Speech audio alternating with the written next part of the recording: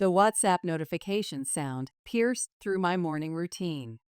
A series of group messages had been accidentally sent to me from a chat I didn't even know existed. Barnes Family Money Matters. The group name read, and there they were, my parents and brother Marcus, discussing me as if I was nothing more than a financial burden.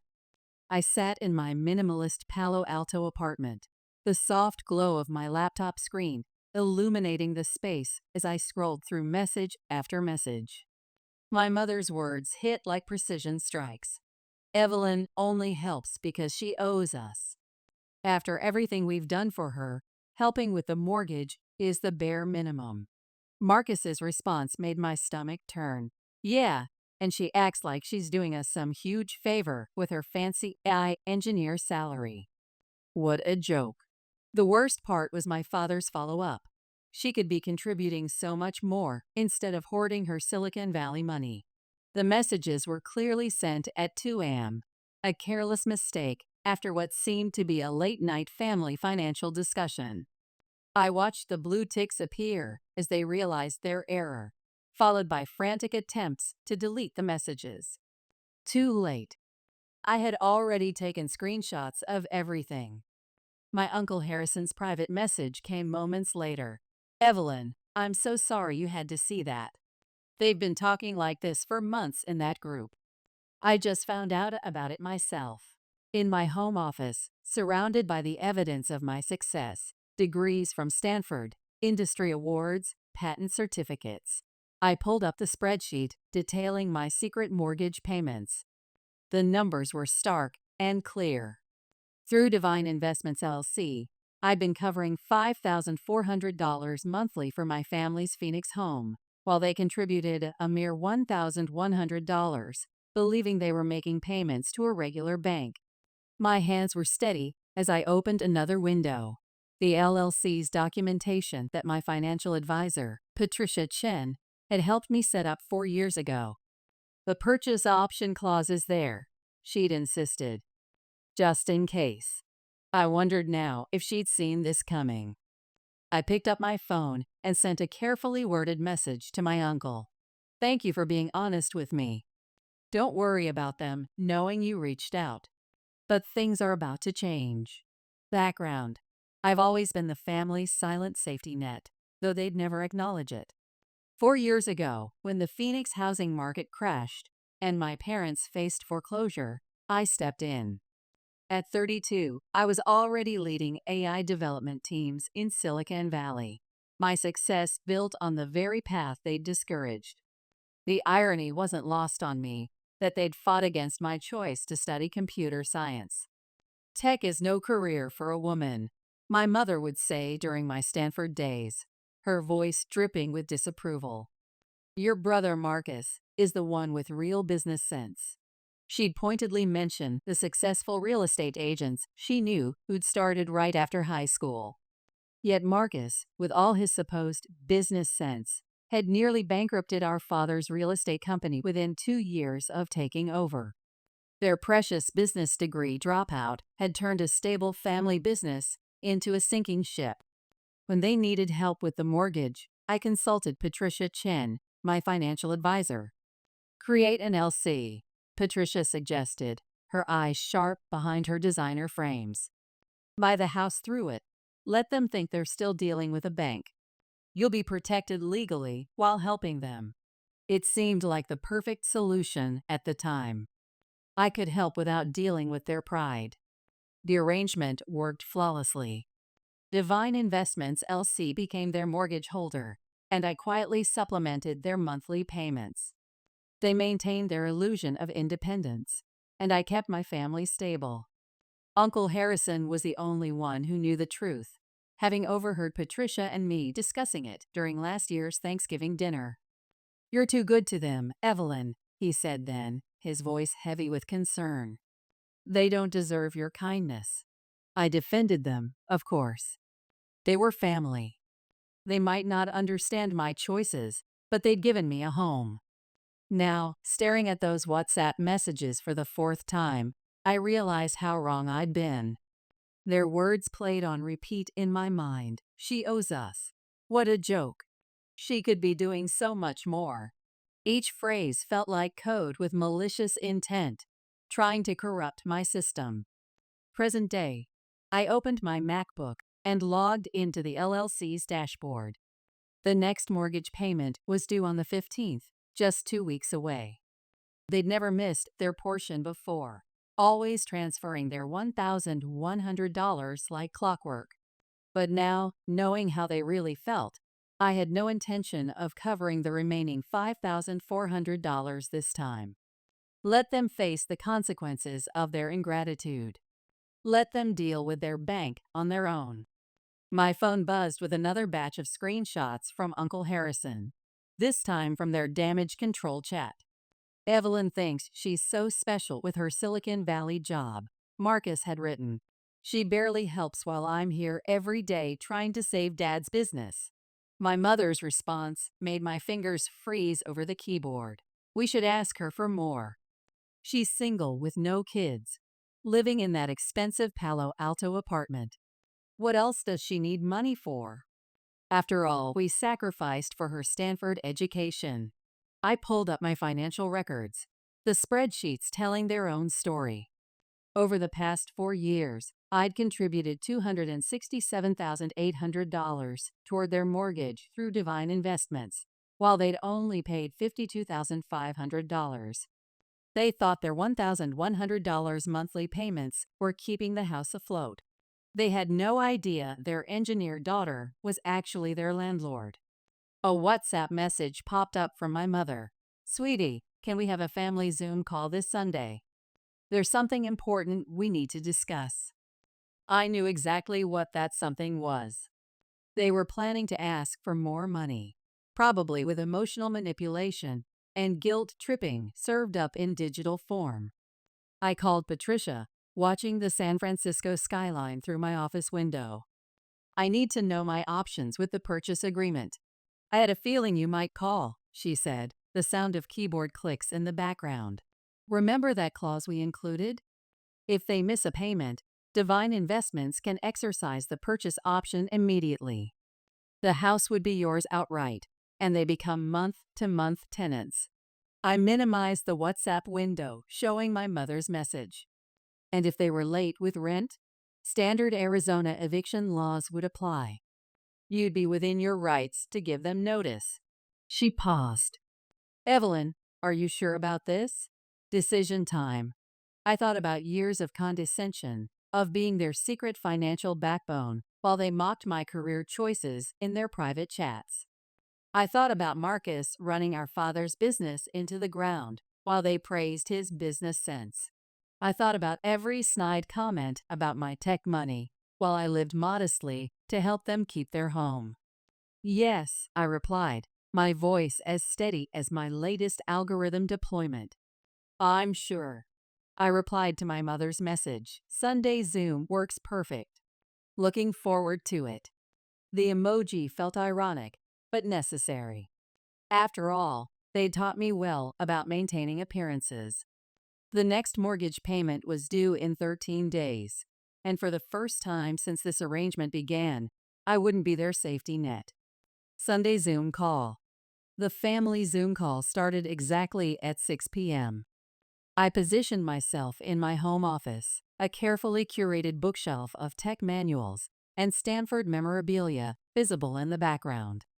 My mother's face filled the main square of the screen, wearing the new designer blouse I'd noticed in her recent Instagram posts, probably purchased with money they should have been saving for their mortgage payment, due in 9 days.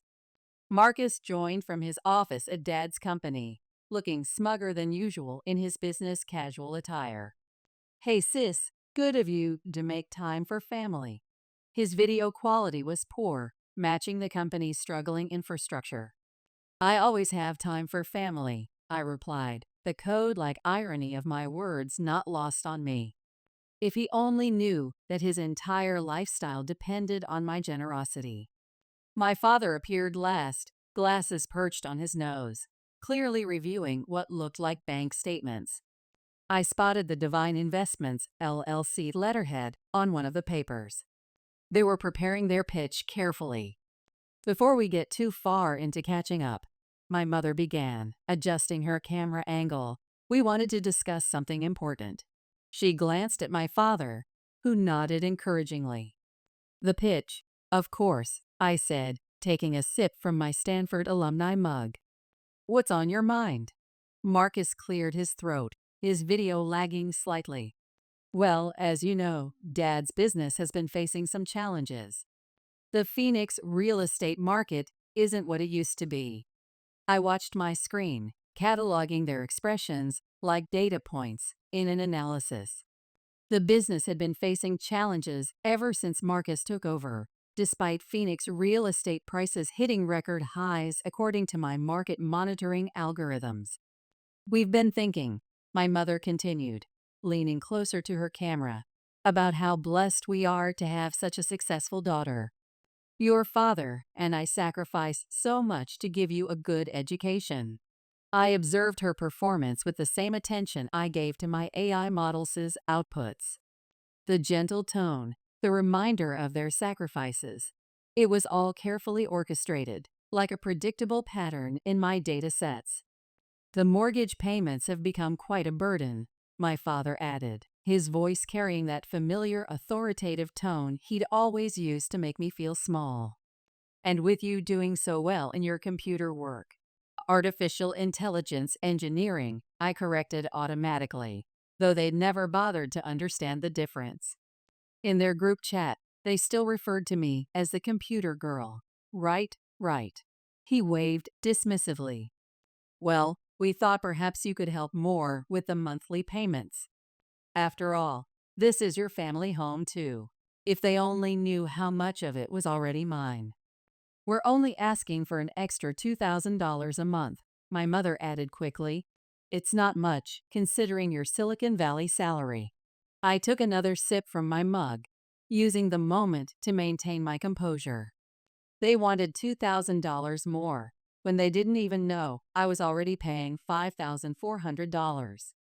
The audacity was almost as impressive as my latest neural network architecture.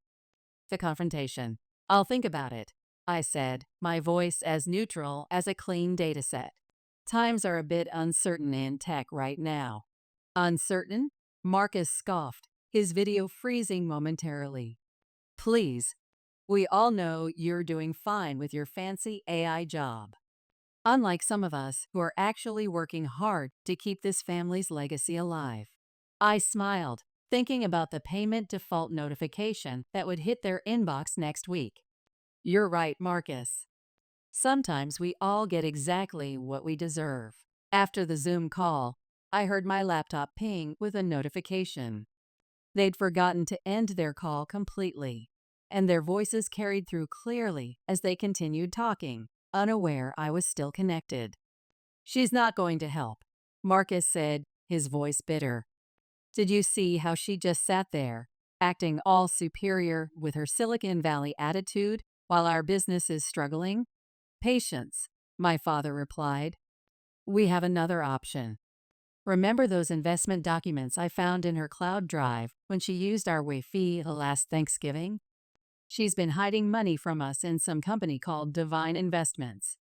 My blood ran cold, but my mind remained analytical. They'd accessed my cloud storage during my last visit home. I'd carelessly used their Wi-Fi without my VPN, and my drive had auto-synced. I looked it up, my father continued. It's a legitimate LLC, and it's doing very well. She's been hoarding money there instead of helping her family. I raised a snake. My mother's voice chimed in. We'll give her one more chance to help voluntarily. If not, I'll remind her about that student loan money she borrowed from the business account in college. She thought we never knew, but we have proof. She'll have to help us then. The blackmail plan. I had to mute my microphone to keep from laughing. The loan they were talking about. I'd borrowed it with my father's explicit permission when their check for my Stanford tuition bounced. I'd repaid it within a month, with interest, all documented in emails safely stored in my encrypted cloud backup. And if that doesn't work, Marcus added, his voice carrying through my speakers, We can always contact her company's HR department, raise some questions about her mental stability. Maybe suggest she's been using company resources for personal projects. That would get their attention. The casual way they discussed destroying my career sent ice through my veins. These people weren't family. They were malicious code in my life's program, corrupting everything they touched. I quietly ended the Zoom call, then watched my screen as their group chat lit up again. "Evelyn, dear," my mother messaged. "Have you thought more about what we discussed? About helping with the mortgage?" I stared at my dual monitors, one showing their message, the other displaying Divine Investments mortgage records. "Actually, I have. You're right. Family should help family. I'll have an answer for you in about 8 days." The timing wasn't random. Their mortgage payment was due in 8 days, and I knew exactly what would happen when they missed it. 8 days, Marcus replied. "Why such a specific timeline?" I minimized their chat window. "Just need to check some things with my financial advisor. You understand, right? Being careful with money is just good business sense." I added a emoji, knowing how the reference to his favorite phrase would land. My mother responded instantly. "We knew you'd understand, sweetheart. Family always comes first." "Yes," I typed back, looking at the eviction notice template Patricia had sent me. Family always gets exactly what they deserve. The final countdown. The week crawled by with algorithmic precision. My family maintained their pressure campaign, sending daily WhatsApp messages about their urgent financial situation. Each notification strengthened my resolve. I forwarded everything to Patricia, who was helping me prepare for the inevitable confrontation. "The paperwork is ready," Patricia confirmed during our video call, 3 days before the payment was due. Once they miss the payment, Divine Investments can exercise its purchase option immediately. "I've also prepared the eviction notices, just in case." I nodded, reviewing the documents shared on my screen. "And you're sure everything's legally sound? They can't fight this?" "They signed the agreement 4 years ago," Patricia assured me. "Your father barely read it. He was too desperate for the bailout. Everything's perfectly legal." That evening, Marcus launched his own attack. "Hey sis," his WhatsApp message read. "Just talked to a friend in tech recruitment. Heard some Silicon Valley companies are doing layoffs. Must be scary for you. Good thing you have family to fall back on. Speaking of which, about that help we discussed." The attempted manipulation was as transparent as my code documentation. I showed the message to Uncle Harrison during our video coffee chat the next day. "They never change," he sighed, his home office background showing his collection of vintage cameras. "Your aunt and I watched them do this to everyone in the family. It's why we distanced ourselves years ago." "Did you know they accessed my cloud storage during Thanksgiving?" I asked, though I wasn't surprised. "They did the same to your cousin when she stayed there last year. They're always looking for leverage." He paused. "Are you ready for the fallout? They won't take this well." I thought about their threats to contact my company's HR, their plans for blackmail, their years of taking my help while mocking me in private chats. "I'm ready." They made their choice. Now they'll face the consequences. The default. 2 days before the payment was due, my mother's FaceTime request lit up my phone. "Evelyn, sweetie, we need your answer about the mortgage help. Times are tough, and family needs to stick together." "Don't worry, Mom," I replied, my voice as smooth as well-optimized code. "Everything will be clear very soon." That night, I received an automated email from my family's bank. They'd tried to transfer their $1,100 to Divine Investments, but the payment had bounced. Their account was already overdrawn. I forwarded the notification to Patricia. "Here we go," she replied. "Want me to start the proceedings tomorrow?"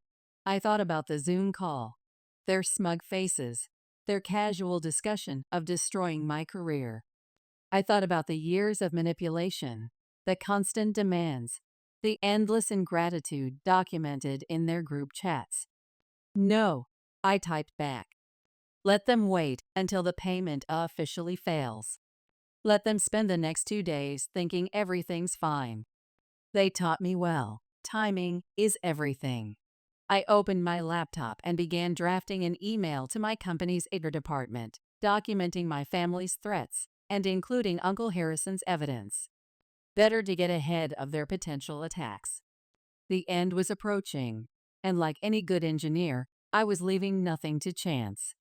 Sometimes, I muttered to myself, running a final check on my documentation, the best revenge is simply letting people face the consequences of their own actions.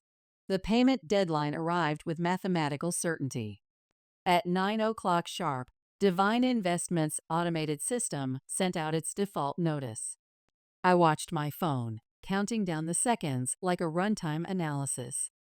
It took exactly 12 minutes. Evelyn. My mother's voice was frantic through the phone. Something's wrong with our mortgage payment. The bank is saying we defaulted, but that's impossible. We need your help immediately. Actually, I replied, my voice as precise as my algorithms. Divine Investments isn't a bank. It's an LLC. MLC, to be specific. The revelation. The silence on the other end was deafening. What? She finally whispered. Check your email, I said, watching the notification tick to delivered in my inbox. You'll find a notice explaining that due to your default, Divine Investments is exercising its purchase option. The house is now legally mine. Your status has been changed to month-to-month tenants. This is impossible, she stammered. This must be some kind of mistake. No mistake. I've been covering the majority of your mortgage for 4 years while you all mocked me in your group chats, called me a burden, plotted to blackmail me, threatened my career. How did you? Uncle Harrison showed me everything. Now, about your tenancy. Your first rent payment is due in 30 days. I suggest you start looking for somewhere else to live. My father's voice suddenly broke in. They'd put me on speaker. You ungrateful. Careful. I cut him off, my voice cool. Is that any way to talk to your landlord? The eviction notice is ready. Don't make me serve it sooner than planned. I ended the call and blocked their numbers. Within minutes, my email began filling with messages from extended family members and family friends, telling me I was being cruel, that family should forgive family. I filtered them all to a separate folder without reading them. Some debts can't be paid with forgiveness. 3 months later, I stood in the empty Phoenix house, my footsteps echoing through the vacant rooms. My family had finally moved out last week, forced to downsize to an apartment across town. They'd tried everything: threats, guilt trips, legal challenges. But in the end, Patricia's documents were ironclad. They had no choice but to accept reality. Marcus's attempt to contact my company's HR had backfired spectacularly, thanks to my preemptive documentation and Uncle Harrison's evidence. His accusations were dismissed immediately. Instead, his actions were reported to his real estate board, leading to an ethics investigation that effectively ended his career. Epilogue. My mother's final attempt at manipulation came through a WhatsApp voice message. How could you do this to your own family? Her voice trembled with practiced emotion. The answer was simple. They'd shown me exactly what family meant to them in their private chats, and I'd finally processed that data correctly. I walked through the kitchen where it had all started, where they'd plotted against me while I paid their bills. The irony wasn't lost on me. Uncle Harrison and his wife were coming over later to help me prepare the house for sale. The proceeds would go to establishing a foundation for helping victims of financial abuse. Something good could emerge from this corrupted code. My phone lit up with a message from Patricia. Just heard from their lawyer. They're finally signing the last papers. It's really over. I stood by the window, looking out at the familiar Phoenix landscape. The desert sun cast long shadows across the empty driveway, much like the shadows my family had cast over my life for so long. They'd always said family comes first, but they'd never specified which family. Standing in my empty childhood home, surrounded by the echoes of the past, I made my choice. I chose myself. And for the first time since I'd learned to code, that choice felt exactly right. Looking at my phone one last time, I saw the group chat was still active, though I'd left it months ago. They were still there, still talking, still plotting. But their words held no power over me anymore. I'd debugged my life of their influence, and my system was running clean. Time to compile a new future, I whispered to myself, locking the door one final time.